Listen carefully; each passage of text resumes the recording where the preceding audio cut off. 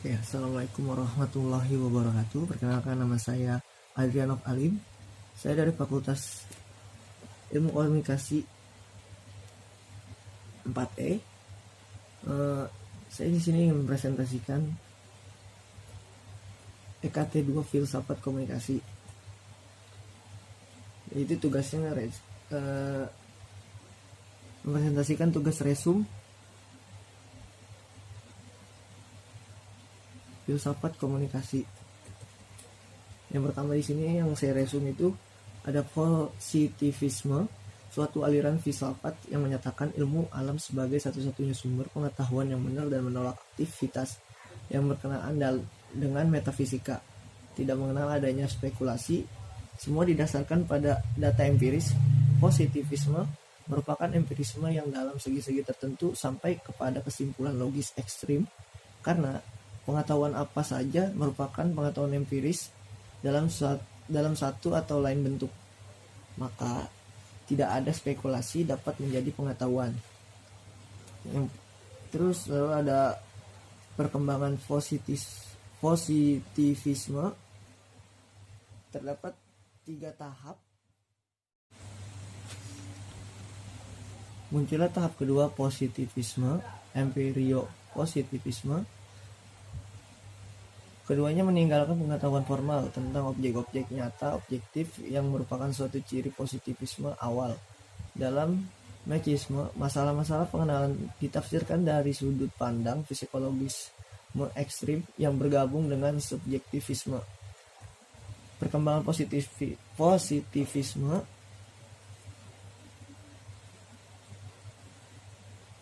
Tahap terakhir berkaitan dengan lingkaran Wina dengan tokoh-tokohnya, yaitu Neurath, Carnap, Schlegel, Frank, dan lain-lain. Itu adalah positivisme logis, serta kelompok yang turut berpengaruh pada perkembangan tahap ketiga. Ini adalah masyarakat filsafat ilmiah Berlin. Kedua kelompok ini menggabungkan sejumlah aliran seperti atomisme logis, positivisme logis, serta sematika pokok pembahasan.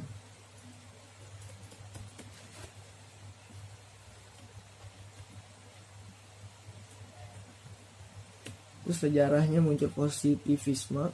Pada dasarnya positivisme adalah sebuah filsafat yang meyakini bahwa satu-satunya pengetahuan yang benar adalah yang didasarkan pada pengalaman aktual fisikal, metode saintifik. Menurut Kunto Wibisono, pada tahun 1983, filsafat positivisme menggunakan metode pengamatan, percobaan dan perbandingan, kecuali dalam menghadapi gejala dalam fisika sosial digunakan metode sejarah. Fungsi-fungsi filsafat positivisme, perkembangan yang diberi konotasi sebagai kemajuan, memberikan makna bahwa positivisme telah mempertebal optimisme. Kemajuan dalam bidang fisik telah menimbulkan berbagai dalam segi kehidupan. Dengan adanya penekanan dari filsafat positivisme terhadap segi rasional ilmiah, maka berfungsi pula kemampuannya untuk menerangkan kenyataan sedemikian rupa sehingga keyakinannya akan kebenaran semakin terbuka. Ciri-ciri positivisme: objektif atau bebas nilai, fenomenalisme, tesis bahwa realitas terdiri dari impresi-impresi, nominalisme. Bagi positivisme, hanya konsep yang mewakili realitas partikular lah yang nyata. Reduksionisme, realitas direduksi menjadi fakta-fakta yang dapat diamati. Naturalisme, tesis tentang keteraturan peristiwa-peristiwa di alam semesta yang meniadakan penjelasan supranatural atau adikodrati. Alam semesta memiliki strukturnya, sendiri dan mengasalkan strukturnya sendiri. Mekanisme tesis bahwa semua gejala dapat dijelaskan dengan prinsip-prinsip yang dapat digunakan untuk menjelaskan mesin-mesin, sistem-sistem mekanis. Alam semesta diibaratkan sebagai giant clockwork.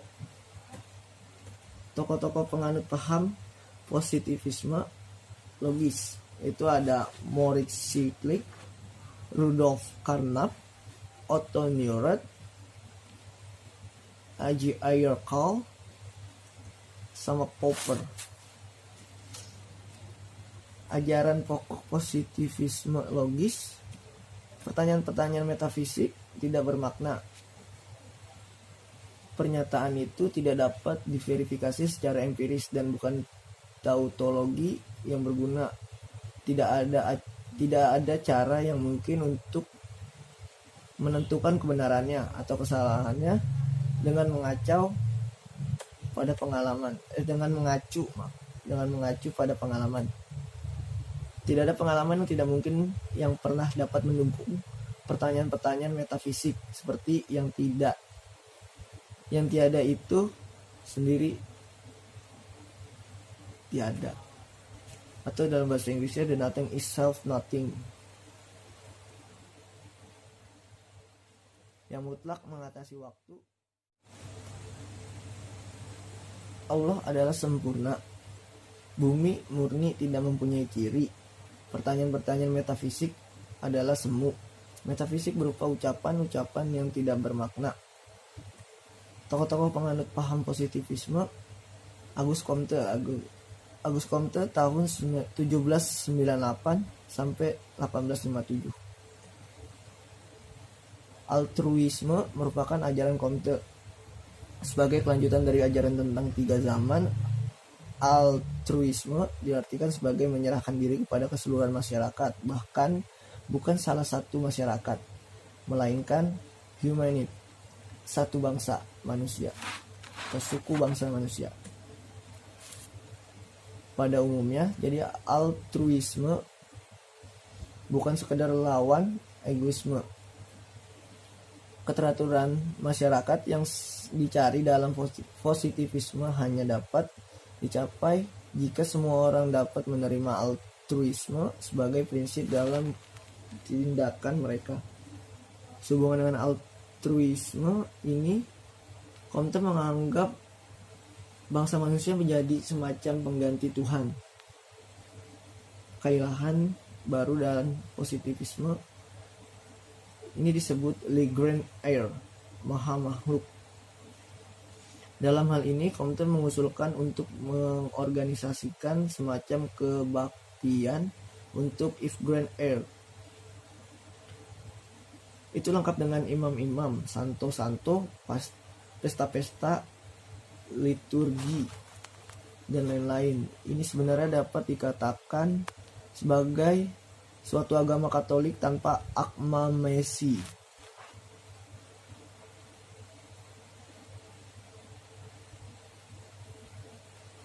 Tanpa akma Masehi. Dogma satu-satunya agama ini adalah cinta kasih sebagai prinsip, tata tertib sebagai dasar, kemajuan sebagai tujuan. Perlu diketahui bahwa ketiga tahap atau zaman tersebut di atas menurut Comte tidak hanya berlaku bagi perkembangan rohani seluruh umat manusia, tetapi juga berlaku bagi perkembangan perorangan. Kelebihan dan kelemahan positivisme. Kelebihannya, positivisme lahir dari paham empiris dan rasional, sehingga kadar dari paham ini jauh lebih tinggi daripada kedua paham tersebut. Hasil dari rangkaian tahapan yang ada di dalamnya, maka akan menghasilkan suatu pengetahuan yang mana manusia akan mampu menjelaskan realitas kehidupan tidak secara spekulatif, arbitrary, melainkan konkret, pasti, dan bisa jadi mutlak, teratur, dan valid. Dengan kemajuan dan dengan semangat optimisme, orang akan didorong untuk bertindak aktif dan kreatif. Dalam artian tidak hanya terbatas menghimpun fakta, tetapi juga meramalkan masa depannya. Positivisme telah mampu mendorong lajunya kemajuan di sektor fisik dan teknologi. Positivisme sangat menekankan aspek rasionali ilmiah baik pada epistemologi ataupun keyakinan ontologi yang dipergunakan sebagai dasar pemikiran. Kelemahannya itu analisis biologi yang ditransformasikan ke dalam analisis sosial dinilai sebagai akar terpuruknya nilai-nilai spiritual dan bahkan nilai-nilai kemanusiaan. Hal ini dikarenakan manusia tereduksi ke dalam pengertian fisik biologis akibat dari ketidakpercayaan terhadap sesuatu yang tidak dapat diuji kebenarannya. Maka paham ini akan mengakibatkan banyaknya manusia yang nantinya tidak percaya pada Tuhan, malaikat, setan, surga, dan neraka. Padahal yang demikian itu di dalam ajaran agama adalah benar kebenarannya dan keberadaannya. Hal ini ditandai pada saat paham positivistik berkembang pada abad ke-19. Jumlah orang yang tidak percaya pada agama semakin meningkat. Manusia akan kehilangan makna, seni, atau keindahan sehingga manusia tidak dapat merasa bahagia dan kesenangan itu tidak ada. Karena dalam positivistik semua hal itu dinafikan,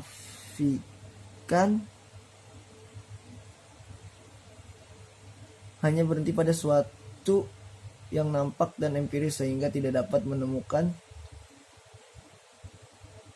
pengetahuan yang valid.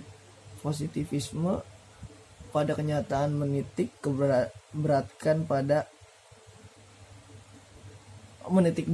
pada suatu yang menampak yang dapat dijadikan objek kajiannya, di mana hal tersebut adalah bergantung pada panca indera. Padahal perlu diketahui bahwa panca indera manusia adalah terbatas dan tidak sempurna sehingga kajian terbatas pada hal-hal yang nampak saja. Padahal banyak hal yang tidak nampak dapat dijadikan bahan kajian. Hukum 3 tahap yang diperkenalkan Comte mengesankan dia sebagai teorisi yang optimis, tidak juga terkesan mencar, seakan setiap tahapan sejarah evolusi merupakan batu pijakan untuk mencapai tahapan berikut, untuk kemudian bermuara pada puncak yang digambarkan sebagai masyarakat positivistik.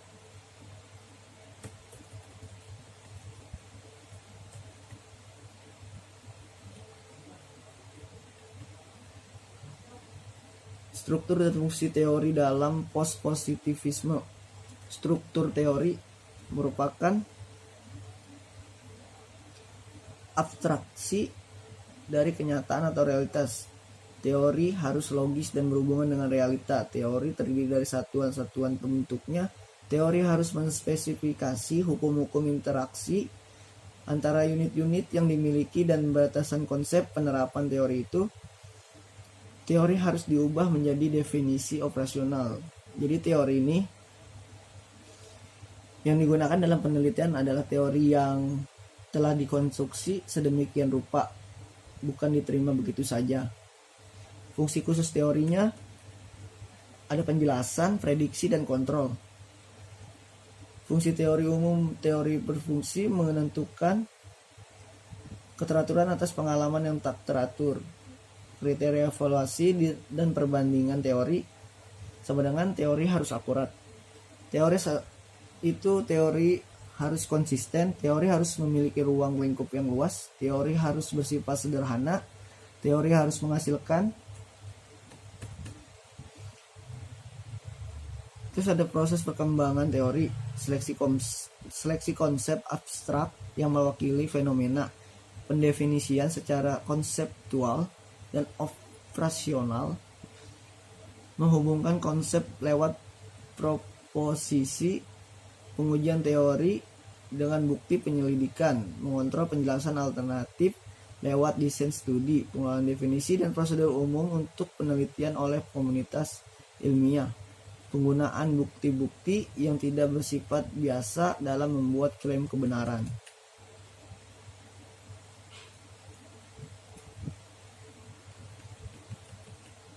Di sini ada logika komunikasi.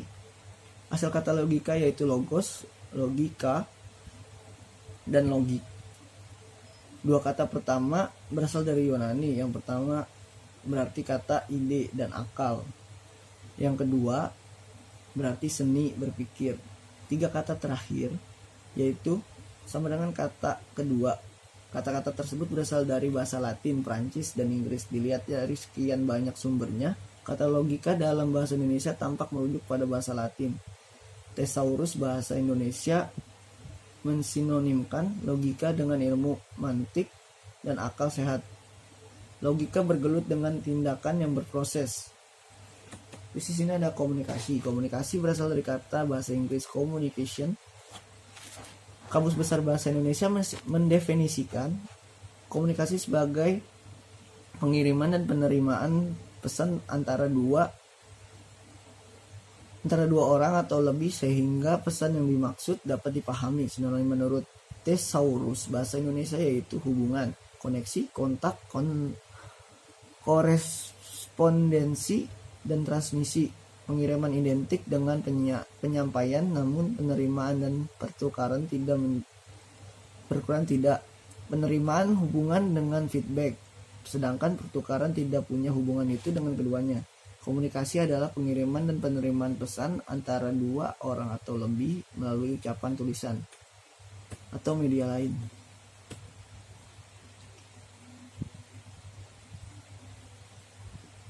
Logika merupakan ilmu pengetahuan atau science. Sekaligus juga merupakan seni, kecakapan, kemahiran untuk berpikir lurus, tepat, dan teratur. Komunikasi sebagai ilmu mengajarkan pada manusia hukum-hukum, prinsip-prinsip, dan bentuk-bentuk pemikiran yang harus dipatuhi, serta melihat di mana letak penalaran yang betul dan sah.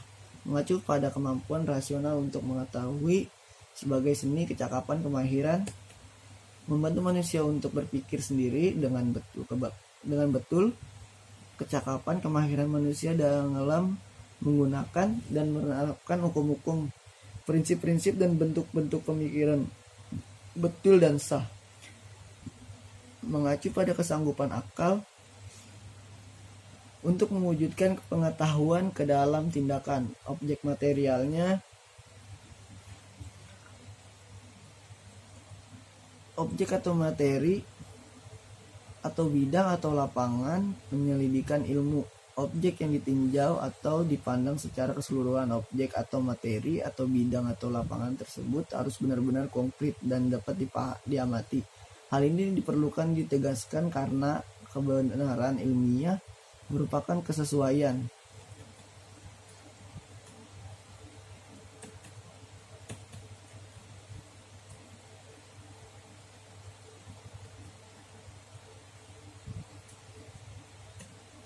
Terus di sini ada logika dan dialektika. Meskipun logika menjadi dasar bagi ilmu-ilmu yang lain, jangan menjadikan logika sebagai satu-satunya jalan. Logika hanyalah salah satu jalan atau cara dalam mengasah akal dan pikiran. Kita dapat mengamati fenomena-fenomena alam ini. Logika mengajarkan segala sesuatu yang diperlukan untuk mencapai kebenaran, tetapi belum mengajarkan kebenaran materi pemikiran. Informasi tentang materi pemikiran perlu dicari dan dikumpulkan dari bidangnya masing-masing. Dalam berpikir, selain logika juga harus dialektis, yaitu berpikir yang dengan seksama menaati hukum-hukum perpikiran dan sesuai dengan realitas. Jika logis saja maka akan mengabaikan implikasinya seperti implikasi moral dan epistemologis.